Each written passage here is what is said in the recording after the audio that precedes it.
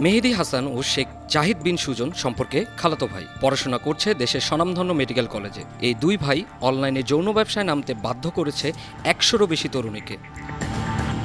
Fake Facebook ID ও page খুলে freelancing কাজ, লোভনীয় চাকরি, মডেল বানানো, মেধা অন্বেষণের নামে অল্প বয়সী তরুণীদের টার্গেট করে প্রথমে আকর্ষণ করত, তারপর বাধ্য করত অসামাজিক কাজ করতে।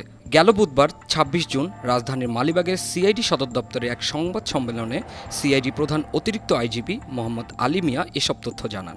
ফ্রিল্যান্সিংয়ের নামে যে অবৈধ ব্যবসা চলছে তারই একটি গ্রুপকে আমরা আইনের আওতায় আনতে সক্ষম হয়েছি। এই গ্রুপটি ফেসবুক খুলে ফেসবুকে তারা বিভিন্ন ধরনের অ্যাড দিচ্ছে, চাকরির, লোভনীয় চাকরি, অনলাইন চাকরি এবং ঘন্টায় ৫,০০০ টাকা এরকম লোভনীয় অ্যাড দেওয়ায় অনেকেই যারা চাকরি প্রার্থী তারা অনেকেই আবেদন করে। এভাবে অনলাইনে অনেকে আবেদনের প্রেক্ষিতে যারা এই গ্রুপ আমরা ধরেছি যাদের, তারা আবেদনকারীদের পক্ষ হতে অর্থাৎ যতগুলি আবেদন আসে এর মধ্যে শুধু মেয়েদের বাছাই করে নেয়। সিআইডি জানায় চক্রটি অল্প বয়সী তরুণীদের নিয়ে প্রতিযোগিতার আয়োজন করত। সেখানে যারা ভালো করত এবং দেখতে সুন্দর তাদের নির্বাচন করে কাজের সুযোগ দেওয়ার নামে মৌখিক পরীক্ষার জন্য ডাকা হতো। সে সময় বিভিন্ন বিজ্ঞাপনের মডেল হিসেবে কাজ করার সুযোগ দেওয়ার কথা বলে তুলে রাখা হতো তরুণীদের আপত্তিকর ছবি। কাজে আগ্রহী তরুণীদের চাহিদা মতো টাকা দেওয়া হতো।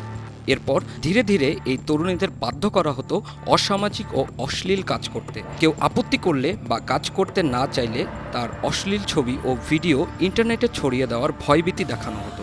কৌশলে শত শত তরুণীকে ফাঁদে ফেলে আধুনিক যৌনদাসী বানিয়েছে চক্রটি। সিআইডি গত কয়েকদিনে ঢাকা, চাঁদপুর, যশোর ও সাতক্ষীরা থেকে এই চক্রের মূল হোতা মেহেদী জাহিদ সহ তাদের ৬ সহযোগীকে গ্রেপ্তার করেছে।